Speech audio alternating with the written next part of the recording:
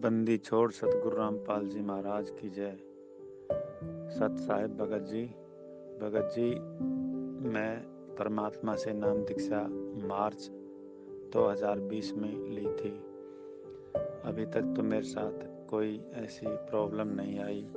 अब क्या है कि भगत जी 25 तारीख को जो 25 तारीख है नवंबर में, अभी परसों की, तो उसमें मुझे एक लड़की की शादी में जाना पड़ रहा है रिश्तेदारी में। तो वहाँ पर क्या है कि कन्यादान भी देना पड़ेगा और एक साड़ी भी देनी है। तो भगत जी मेरे संग का समाधान करो, क्योंकि मैं अभी रिश्तेदारी में, जगत में और परिवार में खुल के विरोध भी नहीं कर सकता कि मैं शादी में नहीं जा सकता। परिवार में बच्चे भी हैं, तो वो भी जो है इस चीज़ के लिए बिल्कुल भी मतलब मेरा विरोध करना ठीक नहीं समझते। तो घर में मैं खुल के विरोध नहीं कर सका और मेरा जाना ज़रूरी हो रहा है। तो लड़की की शादी में मैं जा रहा हूँ रिश्तेदारी में, वहाँ पे मुझे कन्यादान देना पड़ेगा और एक साड़ी देनी पड़ेगी। तो कृपया समाधान करें भगत जी, क्या ये मेरे लिए उचित होगा? वहाँ पे मैं साड़ी और कपड़ा देख के और जो है भोजन करके आ जाऊँगा, तो मेरा जो है ऋण तो कोई नहीं चढ़ेगा उनका। सत साहिब जी। बंदी छोड़ सतगुरु रामपाल जी महाराज जी की जय हो।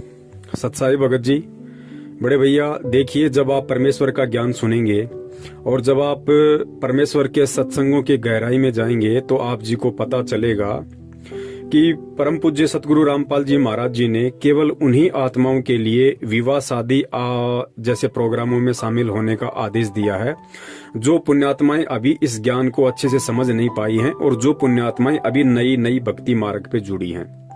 उन्हीं आत्माओं को परमात्मा ने कभी कभार सत्संग में कहा है कि भाई रिश्तेदारी हमारी 7 पीढ़ी का नाता है, हम विवाह शादी वगैरह में जा सकते हैं, लेकिन ध्यान रहे हम अपनी मर्यादाओं में रहें, बाकी किसी प्रकार का कोई दोष नहीं है। लेकिन भगत जी वो आदेश उन आत्माओं के लिए नहीं है जो आत्माएं इस ज्ञान को आधार बना के और काफी वर्षों से भक्ति पे लगकर ये सारी बातें समझ चुकी है कि परमात्मा कहाँ किसको क्या आदेश दे रहे हैं। तो भगत जी विवाह शादी वगैरह में यदि आप जाना चाहते हैं तो ठीक है, अभी आपने नई नाम दीक्षा ली है। यदि आपको अभी इतना ज्ञान आधार नहीं हुआ है और यदि आप सामाजिक तौर पे उन लोगों से संघर्ष नहीं कर सकते हैं इस ज्ञान को आधार बना के, तो शादी में आप जी जा सकते हैं, कोई दिक्कत नहीं है। और गुरुदेव ने बताया कि शादी में जैसे आप खाना वगैरह खाओ तो खाना खाने की एवज में आप वहां पे कन्यादान दे सकते हैं। कन्यादान आपने मान बढ़ाई के लिए ज्यादा बढ़ चढ़ के नहीं देना कि जब कल को मालूम पड़ेगा कि फला व्यक्ति ने तो 5100 रुपये कन्यादान में दिए, वाह जी वाह, ऐसे रिश्तेदार होने चाहिए। हमने ऐसा बिल्कुल भी नहीं करना है। आपको लगता है कि मैंने 100 रुपए का खाना खाया है या 200 रुपए का खाना खाया है, आपने केवल उतना ही कन्यादान में देना है ताकि आपके ऊपर उस परिवार का किसी प्रकार का कोई ऋण नहीं रहे। अब आप कह रहे हैं कि मुझे साड़ी भी देनी पड़ेगी, तो भगत जी साड़ी देने का फैसला आपका अपना होगा। यदि आप वहां पे साड़ी भी देते हैं तो ये परमात्मा की मर्यादाओं का उल्लंघन होगा, सतगुरु के वचन की अवहेलना होगी और सतगुरु के वचन की अवहेलना होते ही भक्ति मार्ग का ऑटोमेटिक सिस्टम है, आप परमात्मा से दूर हो जाओगे। उसके बाद में आपको केवल आपको अपना संस्कार ही मिलेगा। मान लीजिए आपके संस्कार में कोई बुरा समय है और इधर से आप वहां पे साड़ी दे दोगे तो आप परमात्मा की मर्यादाओं से दूर हो जाओगे। मर्यादाओं के दूर होते ही काल तो बिल्कुल तैयार बैठा है झपट्टा मारने के लिए। मान लीजिए आपका कोई बुरा संस्कार आना हो और इधर से आप परमात्मा की मर्यादाओं से दूर हो गए, काल ने आपके ऊपर झपट्टा दे दिया। मान लीजिए किसी एक्सीडेंट में या किसी भी रीजन से आपकी डेथ हो गई। भगत जी आप तो गए ना 84 में, आप तो गए ना परमात्मा की हद से दूर, काल की सीमा में चले गए। अब फिर काल आपको डांस कराएगा, पता नहीं काल फिर आपको कब और किस समय फिर जन्म देगा, क्या करेगा क्या नहीं करेगा। तो भगत जी क्यों ऐसा पंगा मोल लेते हो? अरे हम सतलोक क्या खाक जाएंगे जब हम इन छोटी छोटी बातों से हम घर वालों का, परिवार वालों का, आड़ोसी पाड़ोसियों का, समाज वालों का संघर्ष तक करने के लिए तैयार नहीं है, तो सतलोक क्या हम खाक जाएंगे? सतलोक के लिए तो परमात्मा कहते हैं तुम्हें इतना दृढ़ बनना पड़ेगा कि जब तुम काल के सामने जाके खड़े हो जाओगे तो काल भी तुम्हारे को देख के गर्दन नीची कर लेगा। यानी परमात्मा भगत को काल से भी ज्यादा पावरफुल बनाएंगे इस भक्ति की शक्ति से।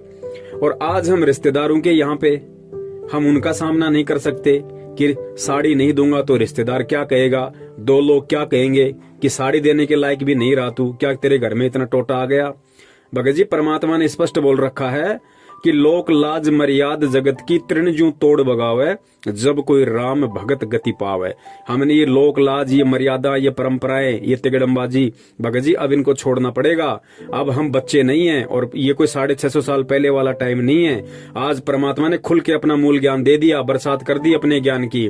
अब भी यदि कोई इस ज्ञान को आधार बना के संघर्ष नहीं करता है, डट के भक्ति नहीं करता है, तो भगत जी फिर वो आत्मा सतलोक जाने के लायक नहीं है, अधिकारी नहीं है। फिर क्या हम सतलोक जाएंगे? काल के सामने क्या खाक हम वहां पे सीना तान के खड़े होंगे जब हम यहाँ से जाएंगे, जब अब हम रिश्तेदारों का सामना तक नहीं कर सकते, हम उनको समझाने में समर्थ नहीं है, हम उनको नहीं समझा सकते। बताओ कि भाई मैंने सतगुरु रामपाल जी महाराज जी को अपना गुरु बना रखा है और उस भक्ति मार्ग में इस तरह के हमारे कुछ नियम हैं और ये लेने देने से हमारा आपस में ऋण संबंध बढ़ता है। ऋण संबंध के कारण ही आज हम रिश्तेदार बने हुए हैं। कल को मरने के बाद कोई गधा बनेगा, कोई घोड़ा बनेगा, तो भाई मैं ऐसे पंगे में पाऊं क्यों दूं? तो भगत जी ये संघर्ष करो। कब करोगे? आज उसके साड़ी दे रहे हो, कल को दूसरे की शादी आ गई, परसों तीसरे की आएगी। ये तो चक्कर यहाँ पे चलता रहेगा। ये काल की चक्की भगत जी हमेशा चलती रहेगी। कब तक आप लोग पिसते रहोगे? तो संघर्ष करना पड़ेगा, चाहे आज कर लो चाहे कल कर लो। आप साड़ी क्या, चाहे भगत जी वहां पे गाड़ी दो। आप परमात्मा आपको मना थोड़ी कर रहे हैं कि आप साड़ी मत दो। आप चाहे वहां पे हेलीकॉप्टर दो, लेकिन कल को जब आपका बुरा संस्कार आएगा और परमात्मा की मर्यादाओं से आप दूर हो जाओगे, फिर आपके ऊपर जो बीतेगी, फिर भगत जी परमात्मा को मत कहना, फिर मालिक से अरदास मत करना फिर, क्योंकि परमात्मा ने तो पहले ही आपको चेता दिया।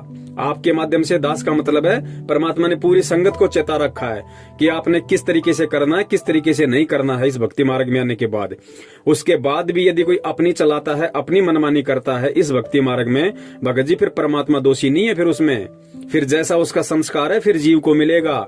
दुख है तो फिर दुख ही भोगने पड़ेंगे। इस चीज को पहले नोट कर लेना भगत जी। तो और ये सारी बातें भगत जी नाम दीक्षा लेने से पहले आप लोगों को मालूम करनी चाहिए थी। जल्दबाजी में नाम दीक्षा लेने से कोई फायदा नहीं होता है। आप लोगों को पहले कम से कम साल भर तक सत्संग सुनने चाहिए थे। सत्संग जब आप सुनते तो आपको इस तरह की बातों का मालूम पड़ता, फिर आप डिसीजन लेते कि भैया मैं नियम निभा पाऊंगा या नहीं निभा पाऊंगा, तो फिर उसके बाद आप नाम दीक्षा लेते। तो ये सारी बातें भगत जी नाम दीक्षा से पहले की होती हैं। अब आप पूछ रहे हो ये सारी चीजें बाद में कि मुझे साड़ी भी देनी पड़ेगी। भैया चाहे साड़ी दो चाहे गाड़ी दो, परमात्मा मना नहीं करेगा, ना आपका हाथ पकड़ेगा उस समय। लेकिन जब परमात्मा के शरण से दूर होने के कारण और जब आपका ऐसा कोई संस्कार आ गया और जब दुर्गतियां शुरू होंगी भगत जी, उस समय परमात्मा को मत कहना, उस समय फिर आपको अपना संस्कार ही मिलेगा। तो ये सारी बातें आप लोगों को पहले सोचनी पड़ेंगी। अब परमात्मा हर एक व्यक्ति को थोड़े भगत जी समझाएगा, सारी चीजें बताएगा। अब इस ज्ञान को समझ के खुद ने संघर्ष करना पड़ेगा, खुद ने आगे बढ़ना पड़ेगा। और जो इतना सा संघर्ष नहीं कर पा रहा भगत जी, सतलोक क्या खाक जाएंगे फिर हम बड़े भाई। ये विचार करने की बात है। परमात्मा तो यहाँ से सब कुछ छुड़वाने की तैयारी कर रहे हैं और हम ये थोड़ी सी लोकलाज को नहीं छोड़ पा रहे कि रिश्तेदार क्या कहेंगे, वहां पे जो और लोग आएंगे वो क्या कहेंगे। भगत जी सोचो, विचार करो। समय नहीं है परमात्मा के पास में भगत जी। ये मिनटों में समय जा रहा है, हमारा निकल रहा है भगत जी, हमें मालूम भी नहीं पड़ रहा। हम सोच रहे हैं हम गुरु जी की शरण में और गलतियां कर करके हम बैठे हुए हैं, मर्यादा तोड़ के बैठे हुए हैं और सोच रहे हैं हम गुरु जी की शरण में, और कल को काल झपट्टा मार ले जाएगा। आपको देख के या किसी ऐसे व्यक्ति को देख के उसके आड़ोसी पाड़ोसी और गुरु जी से नफरत करेंगे कि ये तो रामपाल जी का चेला था, फिर इसके साथ ऐसा क्यों हो गया। अब उनको थोड़े पता है कि रामपाल जी का चेला था या फिर ये काल का चेला था, ये कब का मर्यादा तोड़ के बैठा हुआ, उसमें रामपाल जी क्या करेंगे भाई। तो भगत जी सोचो, समझो, विचार करो, हिम्मत करनी पड़ेगी, चाहे आज कर लो चाहे कल कर लो। और ये छोटी छोटी बातें तो बहुत ही तो कॉमन सेंस की बातें हैं भैया। ये बातें तो आपको समझ में आ जानी चाहिए कि भाई ऋण संबंध के कारण ही तो हम यहाँ पे फंसे पड़े हैं। कितनी बार बताया गुरुदेव ने कि भैया एक लेवा एक देवा दूतम, कोई किसी का पिता निपुतम। ऋण संबंध जुड़ा सब नाता, अंत समय सब बारह बाटा। ठीक है, आप शादी में जाओगे, आपने खाना खाया, खाने की एवज में आपने वहां पे कन्यादान में पैसे दे दिए, आपका हिसाब किताब पूरा, लेकिन साड़ी और दे रहे हो आप, तो साड़ी वाला तो उसके ऊपर ऋण चढ़ गया। और जब तक वो ऋण वो आदमी नहीं उतारेगा तब तक आप चाहे लाख जन्म भक्ति कर लो, आप पार नहीं हो सकते, क्योंकि उसको ऋण उतारना पड़ेगा। और वो ऋण उतारने के लिए आपको भी जन्म लेने पड़ेंगे, क्योंकि ऋण तो आपका उतारेगा ना, ऋण तो आपने चढ़ाया ना उसके ऊपर साड़ी देके। तो भगत जी कैसे बात बनेगी ऐसे भैया? ये छोटी छोटी बातें नहीं है। अब इन बातों पे हमने विचार करना पड़ेगा। समय निकलता जा रहा भगत जी, सोचो, विचार करो। सत साहिब, जय हो बंदी छोड़ की।